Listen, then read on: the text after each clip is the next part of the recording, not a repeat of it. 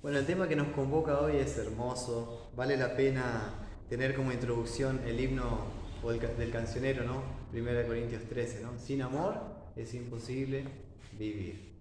Y es cierto. Pero con el amor de Dios todo es posible. Y Dios, nuestro Señor, que es el amor encarnado, anunció por segunda vez su pasión, su muerte y resurrección en el pasaje de Marcos 9. Y luego que anuncia esto, los discípulos tuvieron una discusión en el camino. ¿Quién iba a ser el primero, el más grande, el más importante, el mayor de ellos?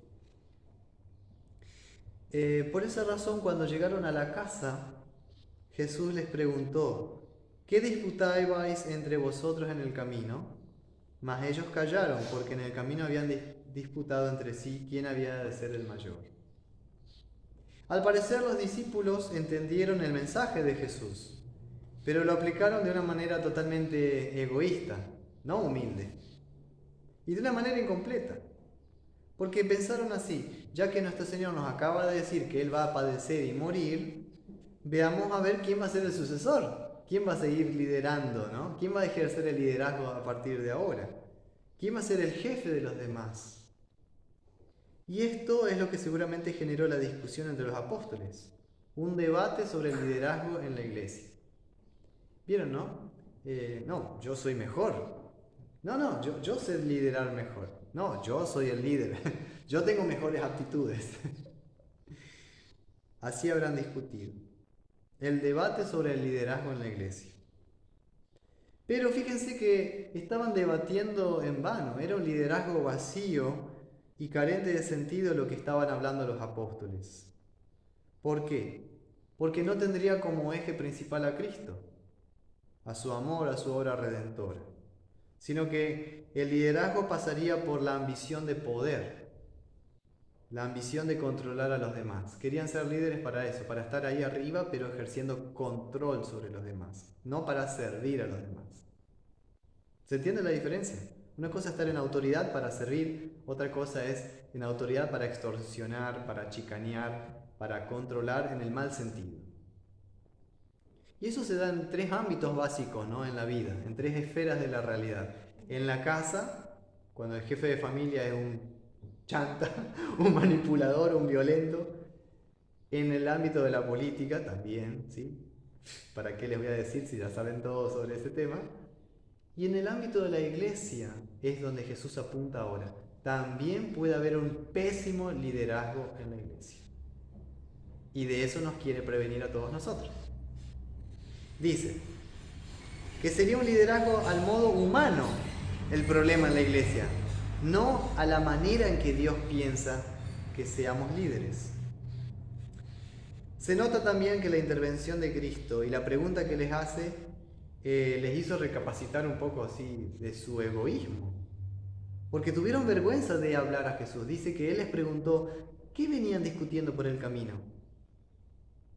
Y ellos quedaron en silencio. Es como cuando haces una pregunta a tu hijo y no te contesta. ¿Por qué no contesta? ¿Por qué no contestaron los discípulos? Jesús los escuchó discutir, pero guardó silencio. No intervino durante el camino, sino que esperó a llegar a la casa. En la casa vamos a hablar. En casa vamos a hablar. En Capernaum seguramente llegaron a la casa de Simón Pedro, que era el centro de operaciones misional ahí en Galilea, que estaba frente al mar de Galilea, un lugar hermoso. Ahora el Señor llega a la casa de Pedro, está con sus discípulos, se sienta y ahora sí Él va a hablar y les va a preguntar. Y ellos ahora van a tener vergüenza de hablar. Tanto que venían hablando en el camino, ahora Jesús les hace una pregunta muy simple. ¿Qué venían discutiendo? Y ellos no dicen nada. En el camino Jesús guardó silencio. ¿Saben por qué? Por amor. Para conocerlos mejor. Prefirió escuchar lo que ellos hablaban. Conocerlos mejor. Y al conocerlos mejor, ¿qué encontró en ellos? ¿Qué descubrió en el corazón de sus discípulos? Discusiones, deseos de poder, ambición de controlar la vida de los demás creerse superiores al resto. Eso escuchó y vio en la actitud de sus discípulos. Y ahora, frente a la pregunta de Cristo, ¿qué discusión tuvieron ustedes en el camino? Ellos callan, no responden nada, pero no por amor, por vergüenza. Porque se dieron cuenta de su pecado y sintieron pena y dolor por haber querido tener en sus vidas un liderazgo vacío. Es decir, sin Cristo, sin amor, sin el deseo de llevar la buena noticia de Jesús a otras personas. Sin considerarse como simples mensajeros o enviados, porque eso significa la palabra apóstol, ¿sabían? El enviado. Enviado. En verdad, ellos pensaban que ser apóstol significaba ser amos y señores del rebaño del Señor, la iglesia. Así que la pregunta de Jesús los despertó del sueño de su tontería, de su insensatez. Algo hermoso de la historia, de esta historia, es que Jesús espera a entrar en la casa para hablar con sus discípulos. Es paciente con ellos, porque es una característica del amor, ser paciente. Espera a que sea el momento adecuado también para hablar con ellos. No se apura, espera. Cuida la reputación de sus discípulos, cuida la privacidad de ellos. No los quiere descubrir delante de todos como unos discípulos ignorantes, egoístas. Quiere tener un trato personal cara a cara con ellos, pero en casa, en privado. No delante de los demás. No los quiere exponer a la vergüenza. Porque ya era una vergüenza que vinieran discutiendo a ver quién iba a ser el líder. Además, y esto es importante, por el otro lado no deja pasar el asunto como si fuera, bueno, no vamos a hablar de eso, voy a guardar el silencio, no voy a tratar esto para no pelear, no discutir. No, vamos a hablar el tema. Vamos a hablar sobre el genuino liderazgo en la iglesia. O sea, trata este tema con la debida seriedad, pero a la vez con la debida cordialidad y amabilidad que es característica de Jesús y que debería ser característica nuestra también. Seriedad junto con la cordialidad. O ser cordial, pero también hablar las cosas.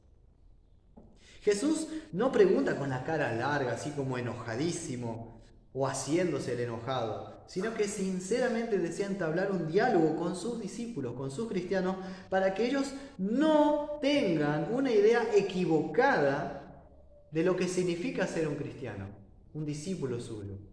O, en el caso de los apóstoles, lo que significa tener un puesto de responsabilidad en la iglesia, como por ejemplo el de ellos, de ser apóstoles o pastores.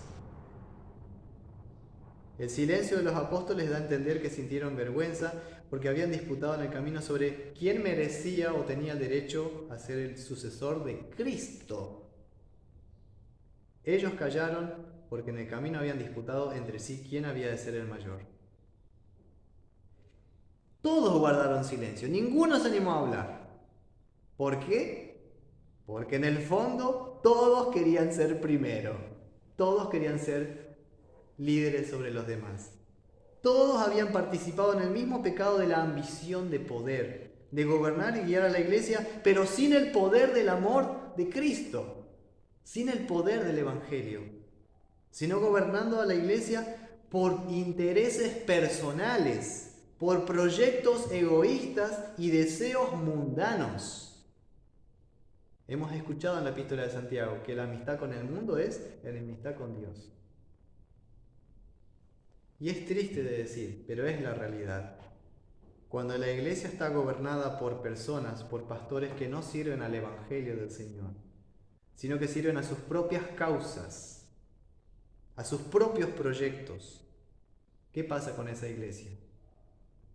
Como una familia, como una esposa, sufre división, fractura, dolor, herejías, discusiones sin sentido que podrían resolverse fácilmente si lo que fuera lo principal es el poder del amor, no el egoísmo.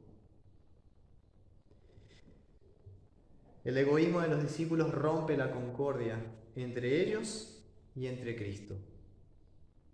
En el fondo todos cayeron en el mismo pecado que tuvieron los Gálatas, cayeron del Evangelio del Señor.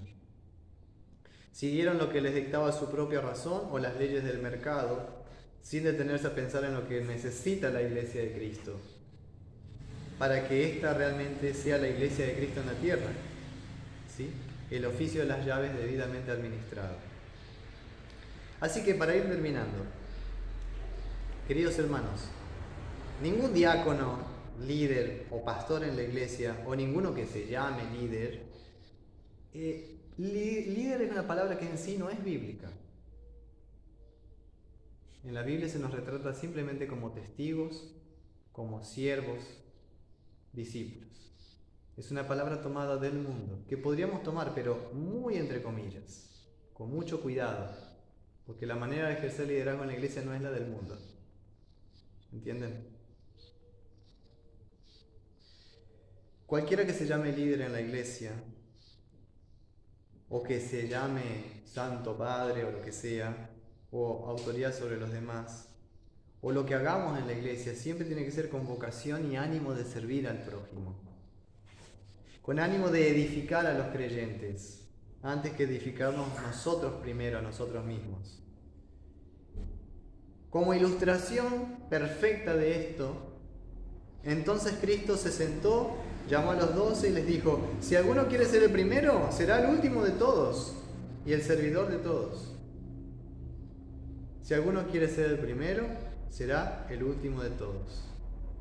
Es como que si Jesús le dijera: bien, ustedes quieren tener puestos de autoridad y de liderazgo en la iglesia, perfecto, pero humíllense primero, humíllense.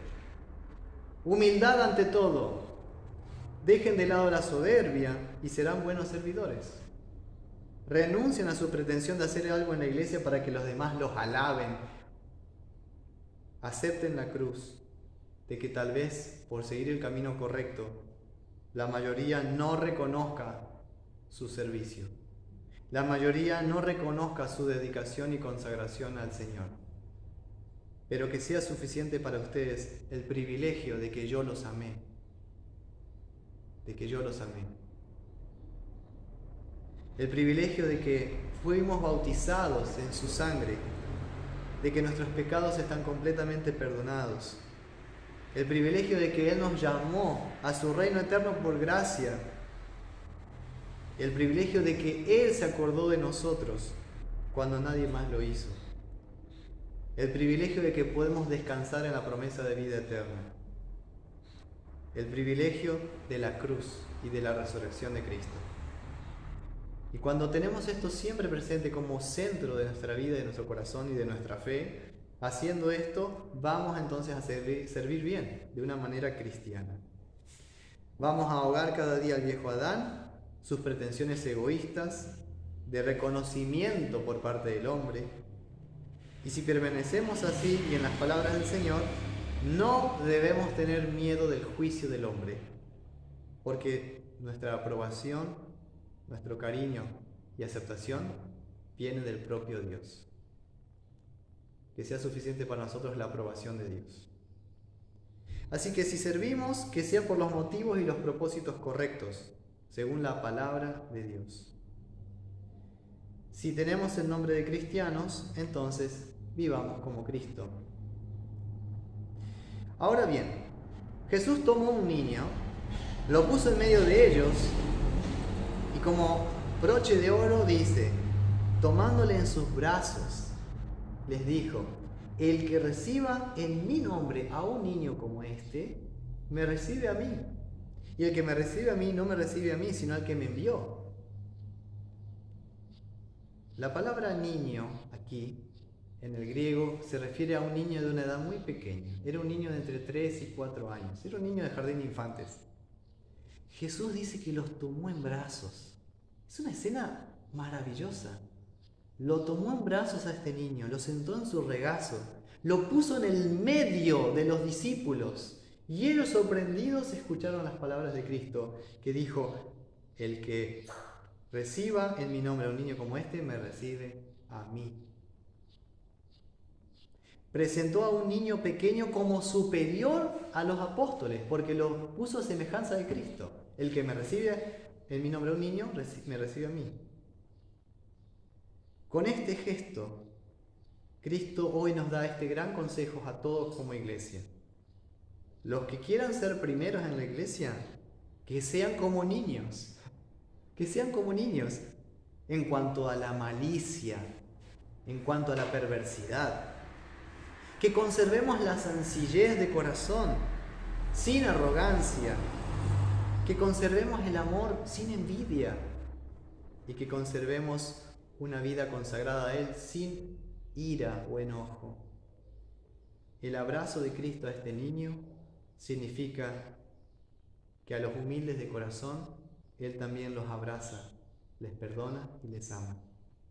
Y añade en mi nombre, para enseñarles que Él, su Maestro Jesús, es honrado especialmente cuando servimos a quién, a los niños.